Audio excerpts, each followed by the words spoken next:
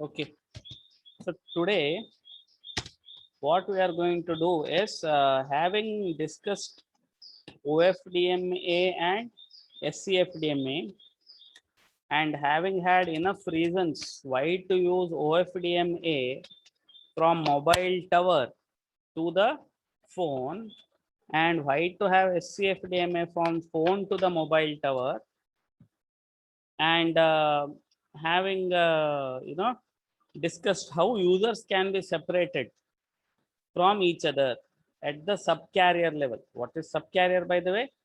Subcarrier is nothing but the frequency coefficients in case of DFT or IDFT. Okay, they only are called as subcarriers from the analogy point of view. Okay, having been comfortable, how to separate users in in frequency domain.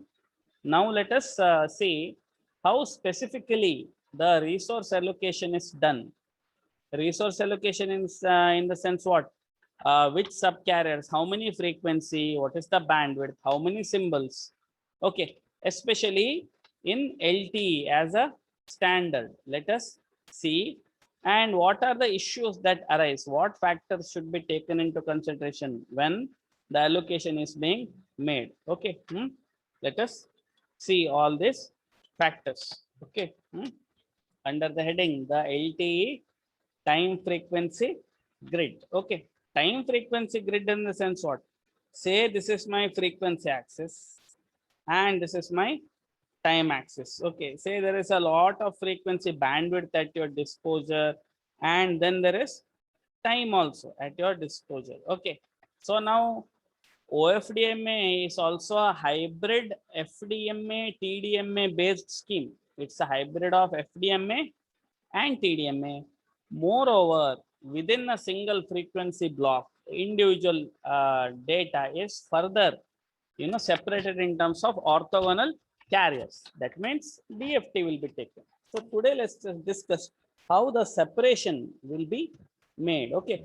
So as I said, in the frequency mode, there are two ways to do the allocation. One is the distributed allocation. One is the distributed subcarrier allocation. Once again, subcarrier means suppose I have this set of frequency band here. Okay, so all those orthogonal frequency bands, whatever we used to draw earlier, they are nothing but subcarriers.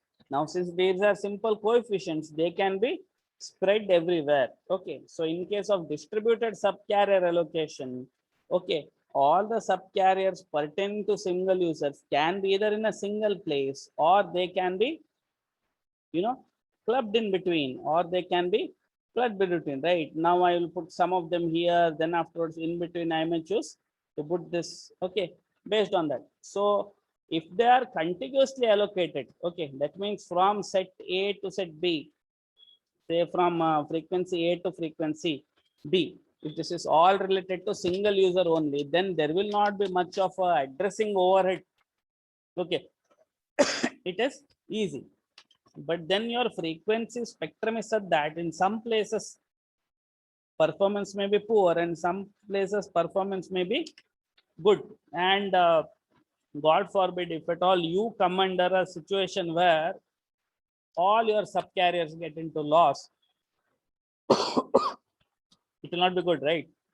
So the distributed subcarrier allocation sort of gives you the diversity advantage. That means part of your subcarriers are in this location, part of your subcarrier in this location. So even if things go bad in one place, the better spectrum, the better frequency response in other place will help you average out by using a decent error control coding. Okay, now let us see the band, how the allocation has been done here. Okay, so now we'll speak in terms of, so let us see, there are several standards. Okay, there are several standards of resource allocation. So usually when they say OFDMA or SCFDMA, they come in these kind of 6 set of frequencies.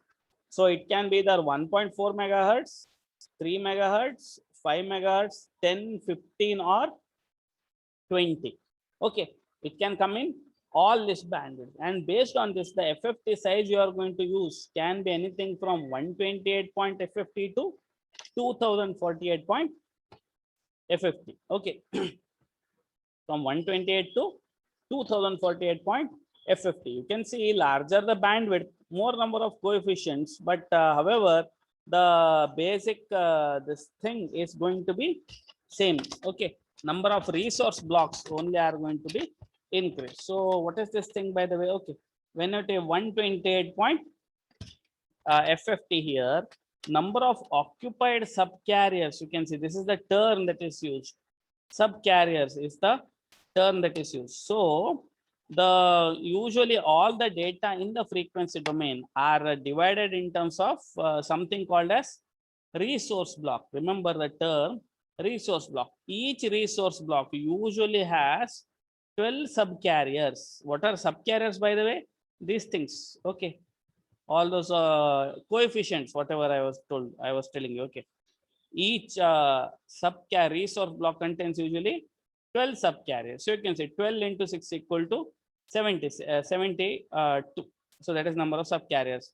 15, whenever they say 15 resource block, 15 into 12. Okay, that gives them 180 subcarriers and so. Now see here, this is interesting. Your FFT size, I told you earlier that actually your FFT coefficients are only your subcarriers, but then it doesn't happen that way.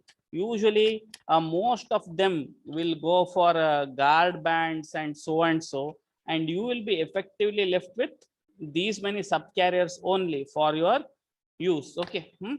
Then of course there are cyclic prefixes. Okay, there are cyclic prefix also. There is a normal one. This is usual. Okay, normal cyclic prefix. This is usual. Okay, so how many cyclic prefix, by the way?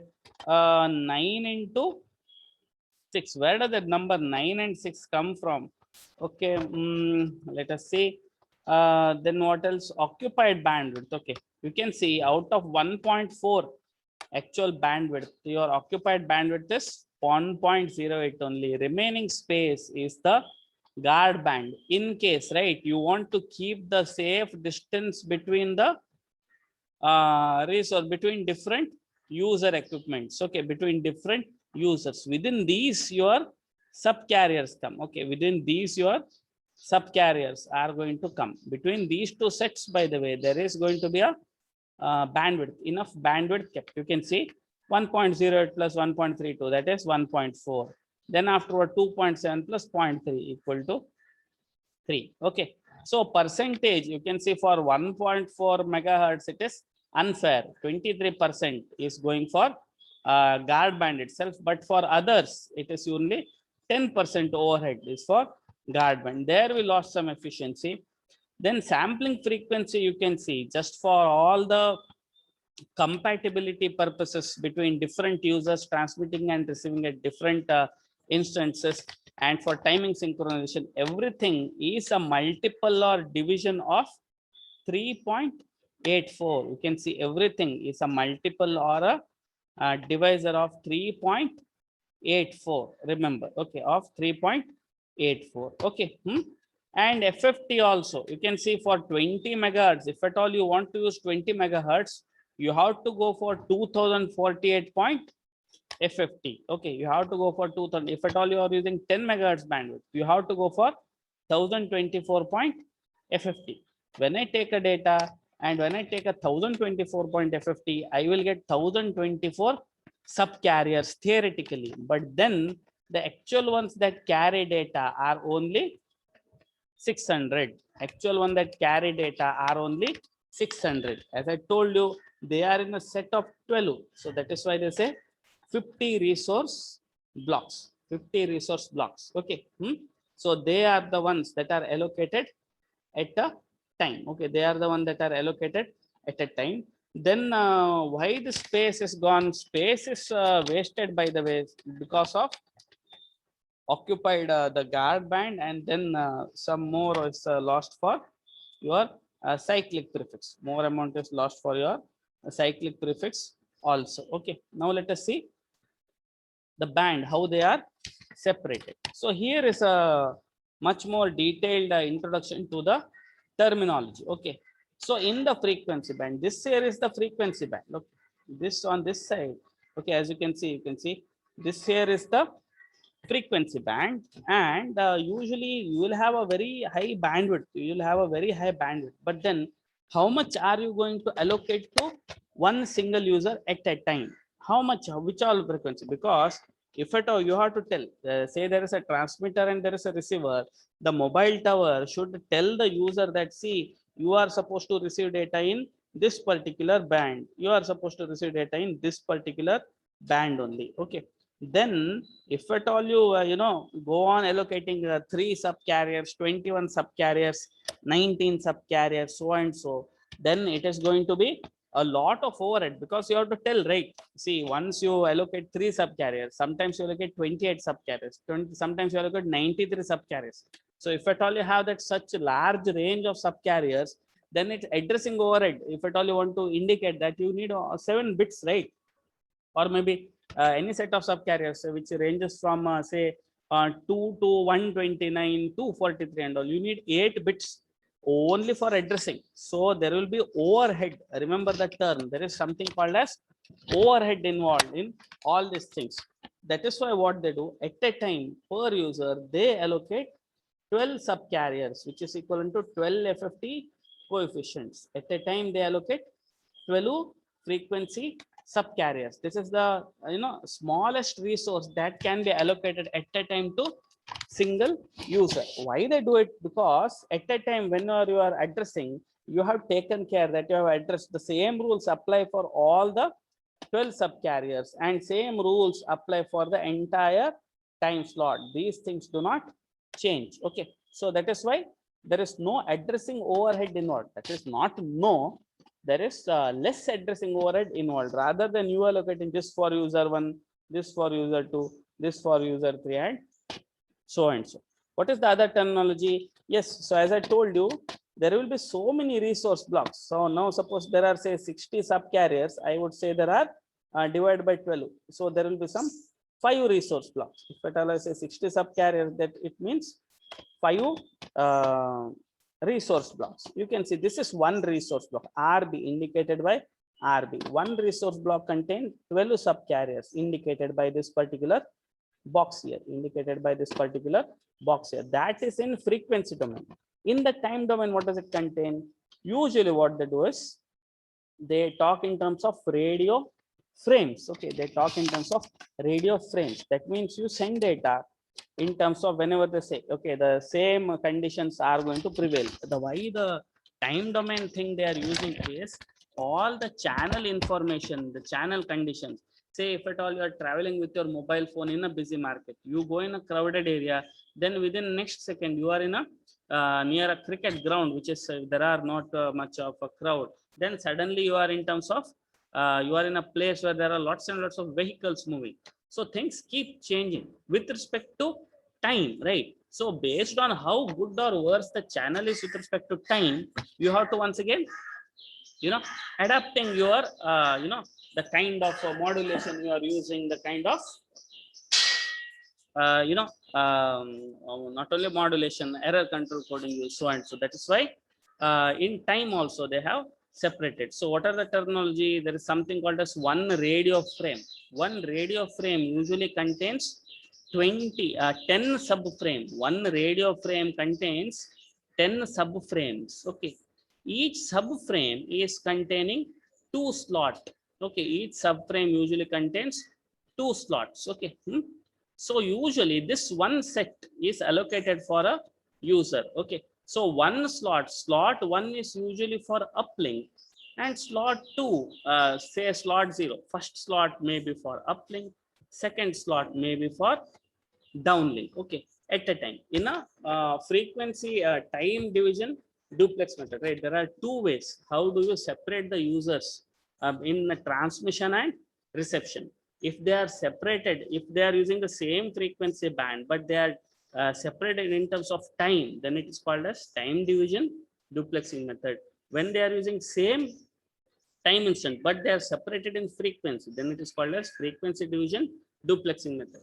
So I am telling you one of the schemes here. Okay, we will discuss about this in detail in module 4 maybe. Okay, so for the timing, let us understand that one frame subframe is say allocated for a user, then one subframe contains 2 slots, right? One of them will be there for the say downlink, then second one will be there for the uplink. Okay, so by doing so continuously, one for downlink, one for uplink, you can also do these things. First say 5 subframes say for uplink, then another 5 subframes say for downlink. If at all you do that, then you will have to do the whole timing synchronization thing once again. But since there is no chance that things are going to change drastically over this much of small time interval, usually what they do is, and whenever there is a downlink happening, the timing synchronization that is achieved with the same data which is used for uplink also.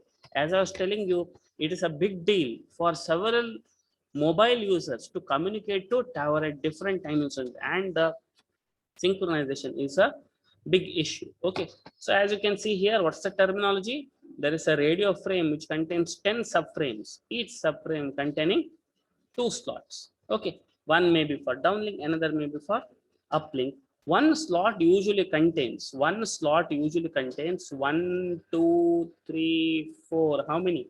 7 OFDM symbols. Okay, one slot usually contains 7 OFDM symbols in 4G LTE. This is the standard. In 5G, they use something like 14, irrelevant now. Okay, so how many? 7 OFDM symbols. What is symbol? You take in a data, you apply COM to a single value, that becomes a symbol. Okay, for 4 COM you combine 2 bits, that becomes a symbol. For 16 COM you combine 4 bits, that becomes a symbol. Okay, what this particular thing? So here these are the OFDM symbols in a time slot. So whenever for a one single resource element, whenever is saying, author is talking about a OFDM symbol. Okay, OFDM symbol which will be occupying a particular frequency and a particular time instant. Okay, so okay, so that's about a single resource block. Okay, how the allocation is made, by the way, how the resource allocation is made. Let's see.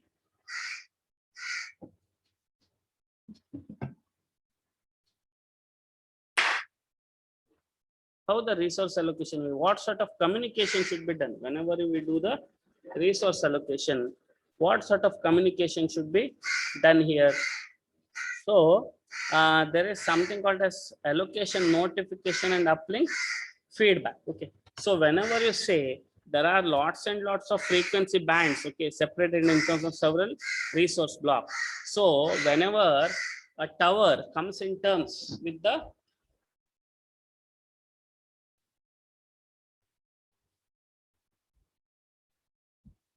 whenever a tower wants to communicate to say 3 users, okay, say user 1, user 2, user 3, trying to communicate calling simultaneously from a tower maybe. Okay, say 3 simultaneous calls are going on from a tower, then the tower should tell these users, okay, that which resource block has been allocated to first user, which resource block to second user, which resource block is allocated to third user. Okay, so this is one case. What other things? Suppose user 3 here, this person is much far away. Okay, say user 3 is very far away, user 1 is very nearby. Then since his channel conditions will be better, he can communicate at maybe 64 COM. He can use 64 COM, but this particular user who is very far away, because he is far away, what's going to happen? He doesn't have enough power budget, okay, to communicate. So what he can do is, if at all he also communicates with a 64 COM, his data will go in error. So that is why maybe he is forced to use a 16 COM. He is forced to use a 16 COM. Okay, this is one situation. Okay, then this one more user, maybe he wants to use once again 64 COM only. He may be using 64 COM. So what are the information? So from the tower to the mobile, there should be a protocol, communication as to which resource have been allocated to whom and what sort of modulation, what sort of coding. Now see, this person is far away, right? This person is far away. So maybe he will go for a rate half convolution code. Okay, rate half convolution code, right? Because rate half means 50% is overhead only, but then he is far away. Who knows? BR needs to be maintained, right? It is not the speed sometimes. It's a doc file maybe. BR needs to be maintained. So he may be using a rate half convolution code. This person here may be using rate 3/4 convolution code, right? Because he is much nearer. So he has the freedom. He has the freedom to transmit with only 25% overhead, remaining all will be pure data. So that is why there is some, and so what are the terminologies? Overhead signaling. All these things are come under overhead signaling. That means you are not only sending data, but also you are sending how you are sending the data, which are the locations. So what are things we are talking about? So the communication is done through this particular channel called as physical downlink control channel. Okay, we'll be discussing in detail about these channels, but let us understand why your entire subcarriers don't carry actual data. Rather, there is why there is overhead. Okay, so what sort of communication happening? Downlink resource block allocation. Which all frequency, which resource block has been allocated? Has it been allocated continuously or it has been allocated in a distributed manner? Then uplink resource block allocation. Okay.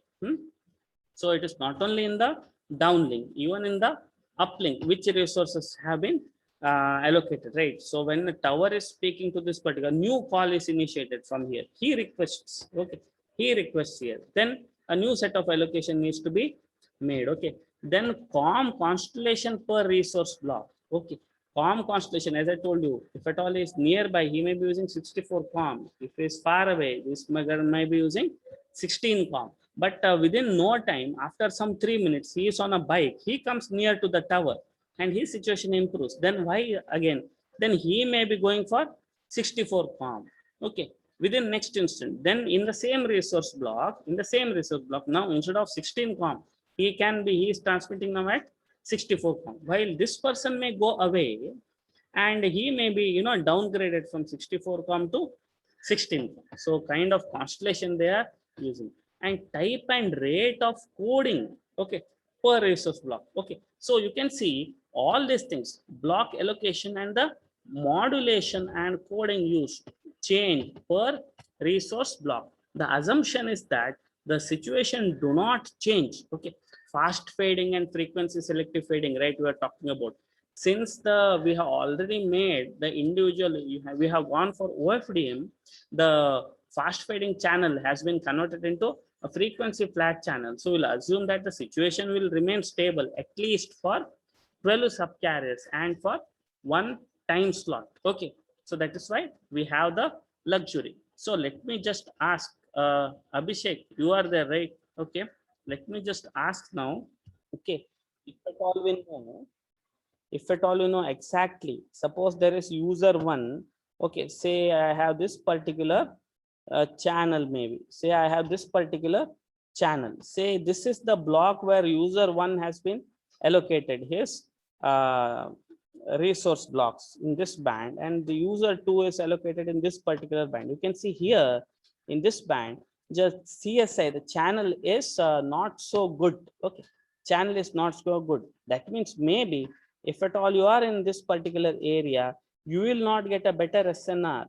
You will not get a better SNR. Rather, relatively, here the situation is relatively better.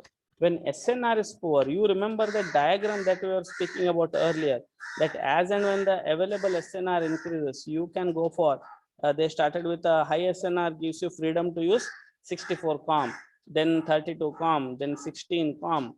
Then if at all if things are worse, then you may have to settle for 4 COM. Okay, so it is the availability of the resources that determines availability of the channel conditions that determines. So the requirement here is, if at all you know the channel conditions exactly, then only you can do all this predictions. Okay, so that is why what sort of overhead is carried. So one is resource block allocation, a resource block, uplink resource block location, the kind of constellation being used, type on coding to be used. Then all this is possible only if you know the channel quality information to do this adaptive modulation and coding, right? You are changing the kind of modulation and changing the kind of coding that are using. Okay, it is possible only when you know. So this also will be sent. This also will be sent. This also comes under the overhead signaling, not only the data. What else, by the way, LT utilizes buffer status reporting. Buffer status reporting means where each user can notify the base station about its queue length. See, I have this much of movie to be uploaded. I have this file to be uploaded. Provide me the resources. Okay, if at all the things are extensive, then it will allocate it a better coding rate and a better COM. Otherwise, maybe if at all data is not that much and if things can wait. Okay, so based on that, now you understand maybe why there is different types of overhead signaling. It is based on what resources have been allocated and related to adaptive modulation and coding. So which also depends on channel quality information. If the quality is good, then you can go for higher adaptive modulation, higher rate coding. Otherwise, maybe you have to settle. And one more thing is buffer status reporting. Okay, these are the overheads. What next, by the way? What next? Yeah. Then the next thing that they're talking about is power control. What's the deal with the power control, by the way? Now, suppose say there is this particular tower here. There is a tower here, and then there are mobile users. One user is here very near to tower, and then there is this particular user here in this particular part in the tower. Okay, so here is my tower. Okay, then adjacently there is one more cell. Okay, first cell range is over. Say there is one more cell. Okay, then what's going to happen usually? What's going to happen usually is, say you have been greedy and you have tried to use, say there is one more user here, one more user here. Say you have been greedy and you have trying to use reuse the same set of frequencies, okay, in the adjacent cells themselves. Then what's going to happen? Two types of interference you are going to get. There is something called as inter-cell interference, and then there is something called as self-interference. Inter-cell interference is especially for this particular guy here. Okay, this guy here, because he is getting that, suppose he is supposed to use this particular frequency f1, and say the same frequency is being used either in this tower, same frequency being reused in this tower, or maybe at this particular point. Okay, there is one more tower. So the power in this particular tower is powerful enough that it may also give an interference. So the same frequency, okay, as they doubly suffer from low desired power. So there are two problems here. First thing is, this person is far away. Okay, so say here is the tower and here is that particular person, and say here is the boundary between the two cells. Two problems here. Okay, this person is suffering compared to this mobile here. First is, compared to this particular person, he is much far away. That is why he is having desired power is very low, but then he is closer to the second tower which is here. Okay, compared to this particular guy, so he suffers high interference power. So signal to interference ratio SINR is poor, but signal to noise ratio is also poor. Second thing is self interference. Self interference occurs in the uplink. What's the deal with uplink, by the way? As I told you, when you are trying to do the uplink, different users are trying to communicate with different power levels at different time instants. Suppose user 1 and user 2. Okay, say you have the tower here, there is user 1 who is very nearby and user 2 who is there very far away, and say both of them are supposed to use adjacent frequency bands only. Okay, adjacent frequency bands only. But what's going to happen is, usually this person, since he is very near to the tower, he may be sending the data at very large power, right? At very large power, okay, with a very good channel. Whereas this person, when he sends with a very lower power levels, right? Because he's far away. Okay, because he is far away. So that's what's going to happen. He is going to suffer the interference. Okay, he is going to suffer the interference. Then who knows, both the things are going to fall in places. Who knows that both the things are going to fall in places in time. Of course, they are taken care in frequency, but timing synchronization. Okay, Even frequency synchronization, yeah, frequency power synchronization is also an issue. Okay, dynamic range also, because now his wave can be very large peak to peak, whereas the second person's data that is coming is having very small range. Okay, so that is why self interference. So that is why how power is allocated to the first user. Okay, how power shall be allocated to the second user, right? Because we are talking about a very powerful base station which is capable of directing a beam with a different power level to different user. There is a possibility, okay, there is a possibility that it can do the power control. Okay, so two issues: intercell interference due to especially for cell edge users, and self interference due to different people trying to uplink at different time intervals with different channel status and with different power availability. So how are we going to tackle this issue, by the way, of power allocation?